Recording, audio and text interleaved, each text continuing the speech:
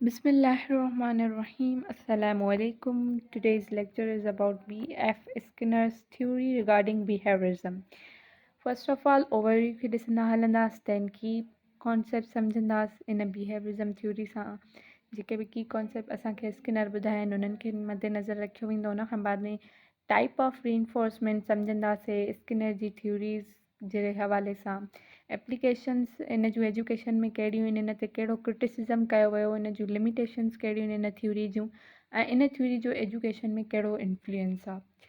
So first of all अगरि overview जी ॻाल्हि कजे त B.F. स्किनर हुयो केरु, अमेरिकन साइकोलॉजिस्ट हुयो ऐं J.B. वाटसन सां गॾु माने इहो कमु इन कयो आहे। ठीकु आहे, छा ते कमु कयो आहे? बिहेवियरिज़म ते कमु कयो आहे। स्किनर ऑपरेंट कंडीशनिंग थ्योरी बि इन जी थ्योरी खे मतिलबु ॾियणु वेंदो आहे। इन जो नेम आहे focus on voluntarily behaviour and it's consequences. हाणे हिन छा कयो, माने J.B. वाटसन वांगुरु हिन जो बि इहो ई ख़्यालु त ॿारु जेको लर्न करे थो बिहेवियर जे थ्रू थो लर्न करे, ऐं उन खां अलावा psychology is study of behaviours. माने इन्हनि जे नज़र में साइकोलॉजी जी डेफिनेशन इहा हूंदी त उहा रवैये या बिहेवियर जी स्टडी खे असां साइकोलॉजी था चऊं। सो इहो बि माने वन ऑफ दी बिहेवियरिस्ट आहे। ठीकु आहे, फाउंडर ऑफ बिहेवियरिज़म्स में इहो सम्झो वेंदो आहे। हाणे B.F. Skinner theory of learning छा थी चवे त person is first expose to a stimulus which elicits a response and the response is then reinforce. हाणे सिंपली यानी कि हिन जी थ्योरी खे ते हिकु मतिलबु नंढड़े से सेंटेंस में ॿुधाइजे त उहो इहो आहे त उहो चवे थो त ॿारु या पर्सन जेको बि आहे उनखे पहिरियां असां स्टिमुलस ॾींदा आहियूं। ठीकु आहे, स्टिमुलस ॾेई त जीअं उहो रिस्पॉन्स उनखे मिले ऐं उन रिस्पॉन्स ते उहो रीइंफोर्समेंट मतिलबु रीइंफोर्समेंट थींदी आहे। यानी कि हिन जी थ्योरी में टे मेन टर्म्स ॿुधाया विया आहिनि, स्टिमुलस, रिस्पॉन्स, रीइंफोर्समेंट। इन्हनि खे अॻिते डिफाइन कंदी हलंदमि। This ultimately is what conditions our behaviours. हाणे माना हिन जी नज़र में स्टिमुलस, रिस्पॉन्स ऐं रीइंफोर्समेंट टई अहिड़ियूं शयूं आहिनि जेके असांजे बिहेवियरिज़म आई मीन टू से बिहेवियर खे मतिलबु हो थियूं कनि, ठाहिनि थियूं, कंडीशन थियूं प्रोवाइड कनि। ठीकु आहे, हाणे सभ खां पहिरियां त की कॉन्सेप्ट सम्झण जी ज़रूरत आहे, तॾहिं ई असांखे हिन जी थ्योरी सम्झ में ईंदी। हाणे फस्ट की कॉन्सेप्ट जेको हिन पंहिंजी थ्योरी में मेन ॾिनो आहे उहो आहे असांजो ऑपरेंट कंडीशनिंग। ठीकु आहे, ऑपरेंट कंडीशनिंग छा थी चए, learning occur through consequences of behaviour. यानी कि जेके बि लर्निंग असांजूं थियनि थियूं उहे बिहेवियरिज़म जे कॉन्सिक्वेंसिस सां थियनि थियूं। असां जेको बिहेवियर कंदासीं असांखे रिवॉर्ड मिलंदो त उहो पॉज़िटिवली डेवलप थींदो। अगरि असां जेको आहे सो बिहेवियर नेगेटिव कंदासीं त असांखे पनिशमेंट मिलंदी। उन खां बाद में ॿियो टर्म आहे असांजो रीइंफोर्समेंट।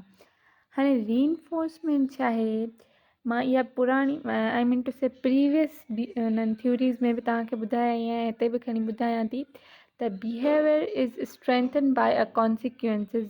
रीइंफोर्समेंट यानी कि हिकु क़िस्म जो असां उन शइ खे वराए हिकु क़िस्म जी रीइंफोर्स करायूं त जीअं उहो माना ॿीहर उहा शइ डेवलप थिए। त रीइंफोर्समेंट सां छा थींदो आहे, बिहेवियर खे हिकु क़िस्म जी मोटिवेशन मिलंदी आहे, स्ट्रेंथ मतिलबु बिहेवियर हिकु क़िस्म जो ॿार जो मज़बूत थींदो आहे, ठहंदो आहे त जीअं उहो वराए वराए उहा ई शइ करे। त असां यानी कि रीइंफोर्स कंदा आहियूं, यानी कि बार बार उनखे दोहराइण लाइ हिकु सपोर्ट ॾियूं त उहा असांजी रीइंफोर्समेंट थी वेंदी। ठीकु आहे, हिकु रिवार्ड जे मतिलबु बेस ते। जीअं फॉर एग्ज़ाम्पल कंहिं ॿार सुठो कमु कयो, पॉज़िटिव कमु कयो ऐं मां उनखे रीइंफोर्स करण लाइ उनजी तारीफ़ कई रिवार्ड में, त उहो छा थी वेंदो, माना मुंहिंजो ॿार जी तारीफ़ करणु रीइंफोर्समेंट थी वेंदो त उहो जीअं ॿीहर बि उहो सुठो कमु करे। ठीकु,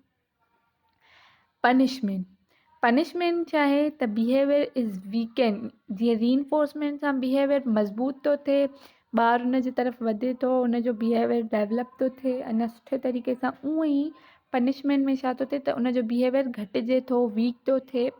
छो जो उनजो बिहेवियर अगरि ख़राबु आहे, नेगेटिव आहे, त असां उनखे पनिशमेंट ॾींदासीं जीअं उहो बिहेवियर माना ॿीहर न दोहराए। यानी कि हिकु क़िस्म जा चांसिस घटि थींदा आहिनि त ॿारु माना पनिशमेंट खां पोइ माना इहे घटि चांस हूंदा आहिनि त ॿारु उहो बिहेवियर करे, छो जो हुनखे पनिशमेंट जो भउ हूंदो आहे, सो उहो शइ वराए न कंदो आहे। ठीकु आहे, देन चोथों की कॉन्सेप्ट छा आहे त एक्सटेंशन। हाणे एक्सटेंशन में छा थो चवे त behaviour decrease when reinforcement is withheld.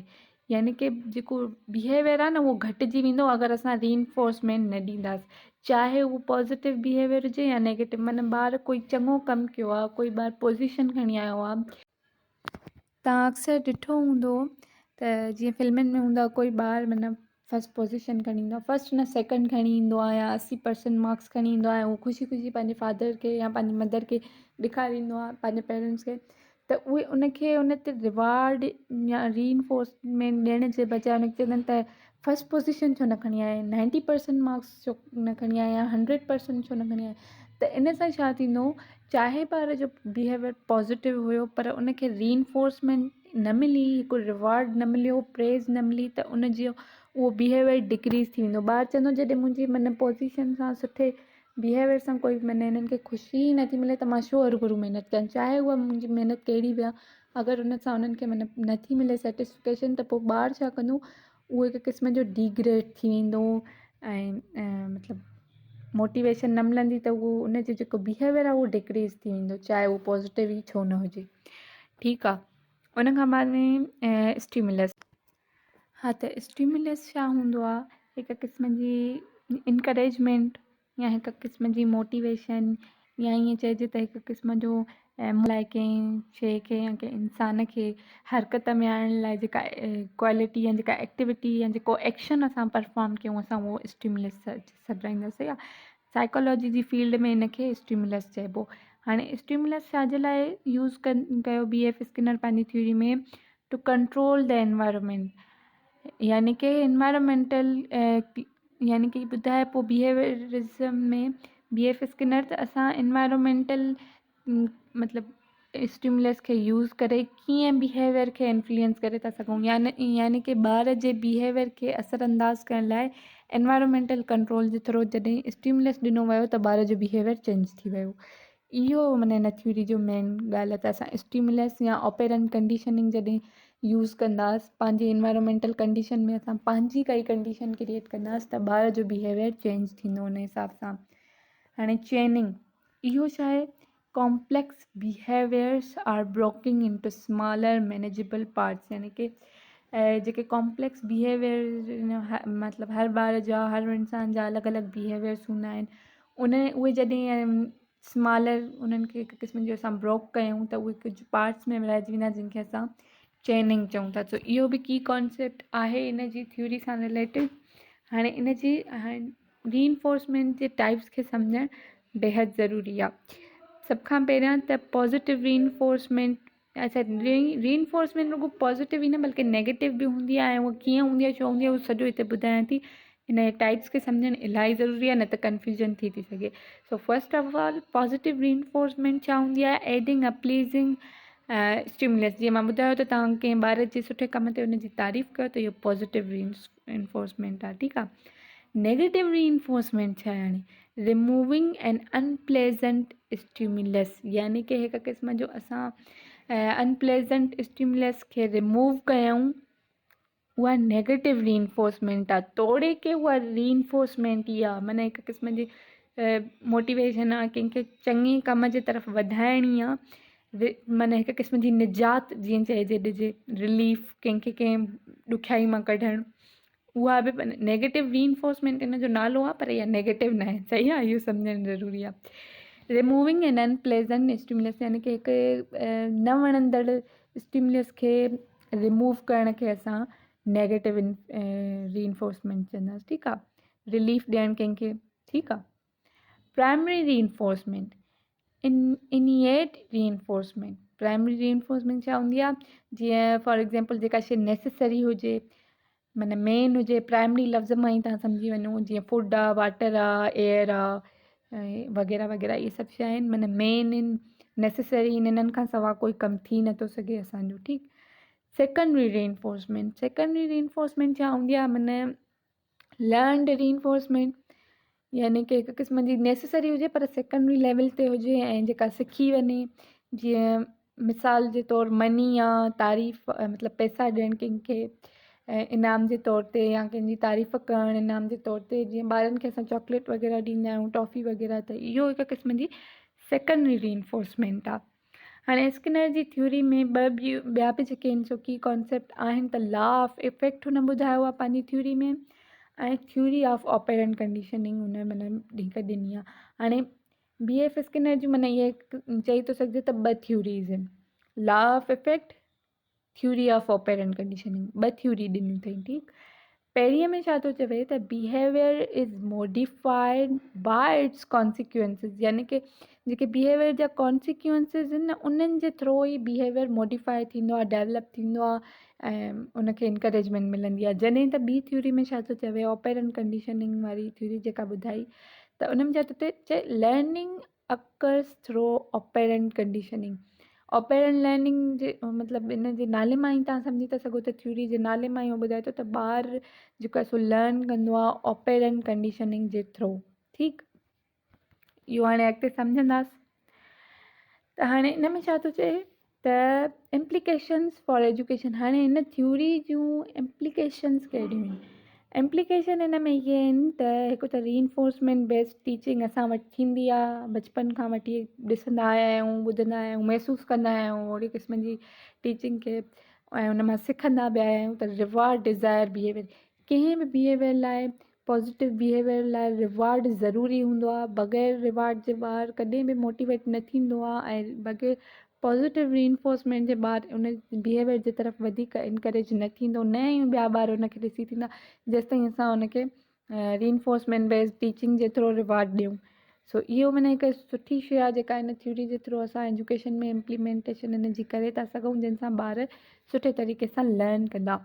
Token economy, हाणे इहा छा आहे त यूज़ सेकेंडरी रीइंफोर्समेंट, यानी कि जीअं मां ॿुधायो त मनी ऐं प्रेज़ वग़ैरह हिकु क़िस्म जी सेकेंडरी रीइंफोर्समेंट आहे। सो असां टॉकिन वग़ैरह यूज़ कयूं त जीअं कंहिं ॿिए इंसान जे बिहेवियर खे असां इनकरेज करे सघूं, त इहो बि हिकु क़िस्म जो थी थो सघे।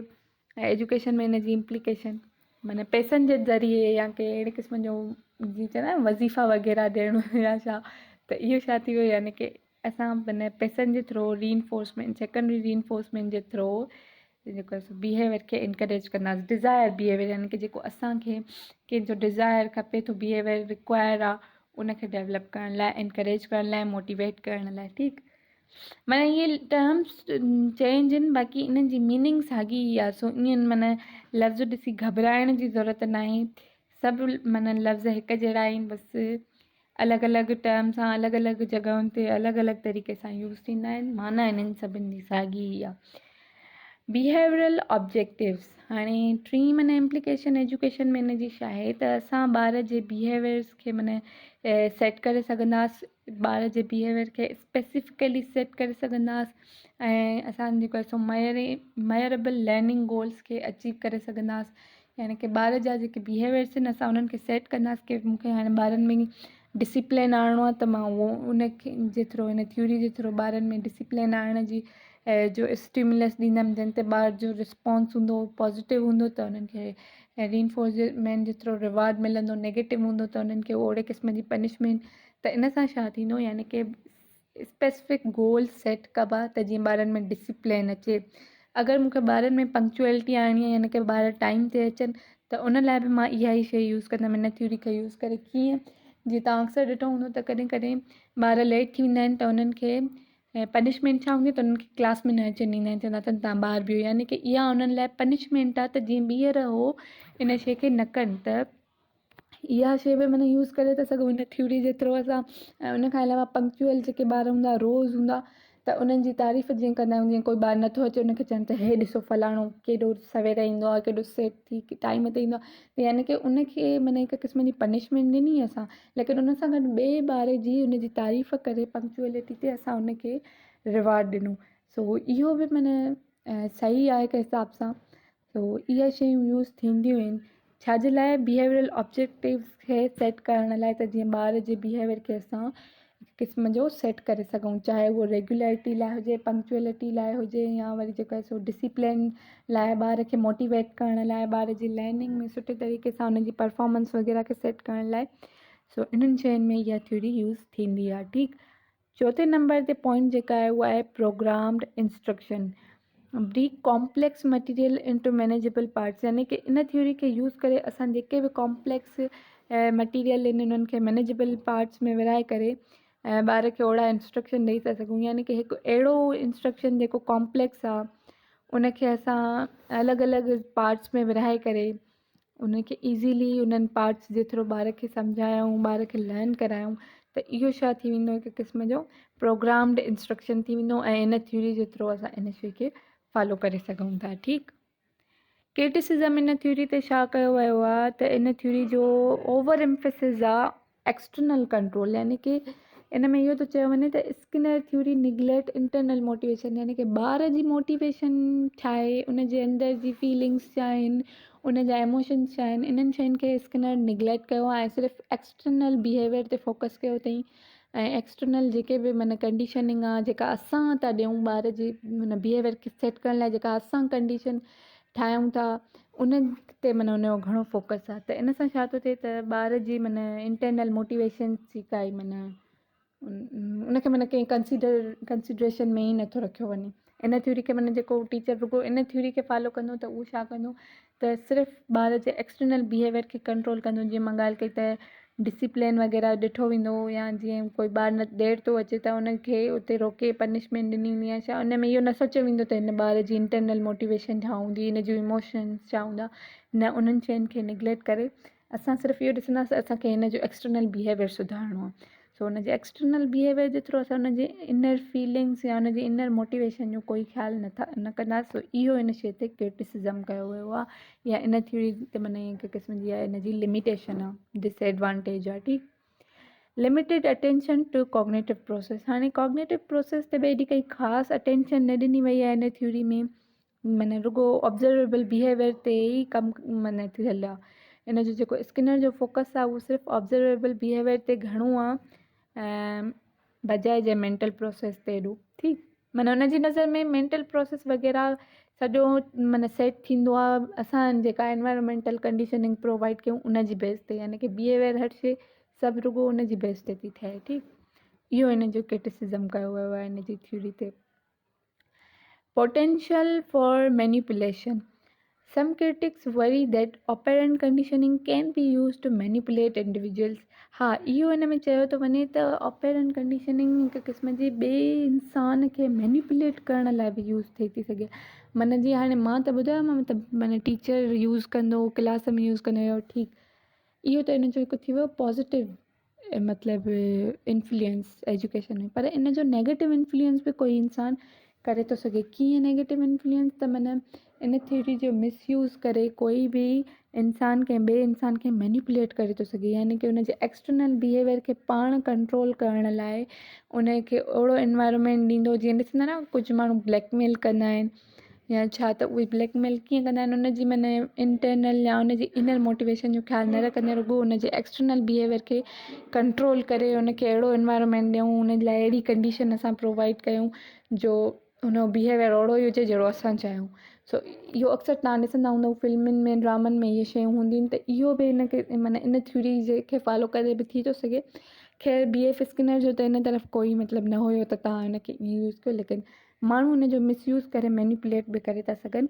काफ़ी माण्हुनि जो इहो क्रिटिक आहे इन थ्योरी ते। ठीकु। इन्फ्लुएंस। हाणे इन जो इन्फ्लुएंस कहिड़ा माना काथे काथे इनखे यूज़ कयो वेंदो आहे, या इन जो असरु छा आहे साइकोलॉजी जी फील्ड में या एजुकेशन जी फील्ड में, त उहो इहो कि applied behaviour analysis ABA Skinner theory informs ABA used in education and therapy. यानी कि इहा थ्योरी असां एजुकेशन में ऐं कंहिंजी थेरापी लाइ यूज़ करे था सघूं। साइकोलॉजिकली अगरि कोई मतिलबु इल आहे या उन सां कोई मसइलो आहे त उन जी थेरापी लाइ हिकु क़िस्म जो उन जे इलाज लाइ असां इन थ्योरी खे यूज़ करे सघूं था। सही आहे। बिहेवियरल साइकोलॉजी खे मतिलबु हिकु क़िस्म जो मेंटेन करण लाइ स्किनर जो जेको वर्क आहे उहो इलाही आहे, ऐं इहो फाउंडेशन ऑफ बिहेवियर साइकोलॉजी बि सम्झी वेंदी आहे बिहेवियरिज़म जी। इहा BF स्किनर जी जेका थ्योरी आई आहे। ठीकु। सो हुन खां बाद में आहे educational technology. Skinner's idea on programmed instruction influence educational technology. यानी कि स्किनर जा जेके आइडियाज़ आहिनि उहे असां इन इलाही असरअंदाज़ कयो आहे एजुकेशनल टेक्नोलॉजी खे। यानी कि एजुकेशनल टेक्नोलॉजी में बि असां स्किनर जा इहे आइडियाज़ यूज़ करे था सघूं हिकु क़िस्म जो प्रोग्राम्ड इंस्ट्रक्शन ॾियण लाइ। सो इहो हिन जो हिकु सुठो पॉज़िटिव इन्फ्लुएंस आहे एजुकेशन में। ठीकु। हाणे अगरि MCQs जी तरफ़ वधूं त हू expand on JB Watson behaviours theory, त ऑब्वियसली BF स्किनर। ठीकु। अच्छा, इहा ॻाल्हि तव्हांखे यादि रखणु खपे त JB वाटसन बि बिहेवियरिज़म ते ॻाल्हायो आहे ऐं असांजे स्किनर बि। ठीकु। And the second question is, what type of conditioning does Skinner theory focus on? त ऑपरेंट कंडीशनिंग ते फोकस कयो आहे। BF स्किनर जी थ्योरी सॼी ऑपरेंट कंडीशनिंग ते बेस थी करे। ठीकु आहे। What strength behaviour according to Skinner's theory? Reinforcement. Reinforcement जे थ्रू असां ॿार जे बिहेवियर खे मज़बूत बनाए सघूं था। ठीकु, इनकरेज करे सघूं था। What is the primary reinforcement इन स्किनर्स थ्योरी? प्राइमरी रीइंफोर्समेंट कहिड़ी ॿुधाई? फूड एंड वाटर, यानी कि necessary reinforcement. What is the process of breaking complex behavior into smaller parts is called chaining. चेनिंग यानी कि अहिड़ो प्रोसेस हूंदो आहे जंहिंमें असां कॉम्प्लेक्स बिहेवियर खे स्मॉलर पार्ट्स में डिवाइड कयूं, त उहो जेको प्रोसेस आहे असांजो चेनिंग हूंदो आहे। ठीकु। Which of the following is the criticism of Skinner's theory? हाणे स्किनर जी थ्योरी ते जेको क्रिटिसिज़म कयो वियो उहो कहिड़ो हुयो? Over emphasis on external motivation, I mean to say over emphasis on internal motivation, over emphasis on external control, limited attention to cognitive process। यानी कि ईअं चई थो सघे त चारई सही। ठीकु आहे, चारई, all of above। What is the term for learning through consequences of behavior? The learning through consequences of behavior in term खे मतिलबु असां कीअं डिफाइन कयूं? त इहो आहे ऑपरेंट कंडीशनिंग, इन जो ऑप्शन सी सही आहे। What is the term for learning through consequences of behaviour? यानी कि ऑपरेंट कंडीशनिंग छा हूंदी आहे? असांजी अहिड़ी लर्निंग जेका असांजे बिहेवियर जे कॉन्सिक्वेंसिस जे थ्रू असां सिखूं, उहा असांजी ऑपरेंट कंडीशनिंग सॾाइबी आहे। What educational approach use secondary reinforcement to encourage desired behavior? यानी कि जेको बिहेवियर असां चाहियूं था उहो इनकरेज करण लाइ असां सेकेंडरी जेका रीइंफोर्समेंट मतिलबु यूज़ कंदा आहियूं उहा कहिड़ी हूंदी आहे? Token economy. मां ॿुधाए चुकमि त पैसा वग़ैरह ॾेई असां कंहिं बि इंसान जे बिहेवियर खे असांजे मतिलबु डिज़ायर जे अकॉर्डिंग इनकरेज करे था सघूं। अक्सर इहो तव्हां ॾिसी था सघो, काफ़ी जॻहियुनि ते इहे शयूं यूज़ थींदियूं आहिनि, यानी कि पैसा ॾेई कंहिंखे अहिड़ो कमु कराइणु जेको असां चाहियूं। सो इहो पॉज़िटिवली बि थी थो सघे, नेगेटिवली बि थी थो सघे। जीअं हिन जे डिसएडवांटेज में मां ॿुधायमि त असां मैनिपुलेट करे था सघूं, उन जे थ्रू इंडिविजुअल्स खे ब्लैकमेल बि करे था सघूं। सो इहो माना नेगेटिव इम्पैक्ट आहे, लेकिन वीचारे BF स्किनर जो अहिड़ो कोई इरादो न हुयो। माण्हू इनखे मिसयूज़ कनि था त उहो हाणे माण्हुनि ते थो डिपेंड करे। Which field did Skinner theory influence significantly?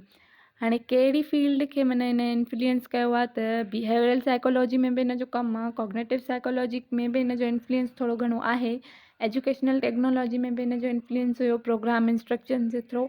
So therefore all of above सही हिन जो आंसर आहे। ठीकु आहे। What is the title of Skinner's 1938 book? त 1938, अच्छा मां तव्हांखे शुरू में बि ॿुधायो हुयो त हमेशह जेके बि माना असां पढ़ंदा था अचूं साइकोलॉजिस्ट, फिलोसोफर वग़ैरह, त इन्हनि जी जेको आहे सो मतिलबु इन्हनि जे बुक्स ते हमेशह नज़र विझंदा कयो, छो जो इन्हनि जे बुक्स जे हवाले सां बि सवाल कया वेंदा आहिनि। त बिहेवियरिज़म जे हवाले सां हाणे हिन जे बुक जो टाइटल छा आहे? The behaviour of organisms. छो जो बियॉन्ड फ्रीडम डिग्निटी सां हिन जो कोई तालुक़ु न आहे। वाल्डन टू ऑपरेंट कंडीशनिंग त इहो मुंझाइण लाइ ॾिनो अथऊं, त हिन लाइ द बिहेवियर ऑफ ऑर्गेनिज़म ते हिन जो बुक जो टाइटल आहे। So this is all about today. I hope कि सम्झ में अचे। Thank you so much. अगरि कोई सवाल आहे त तव्हां पुछी था सघो।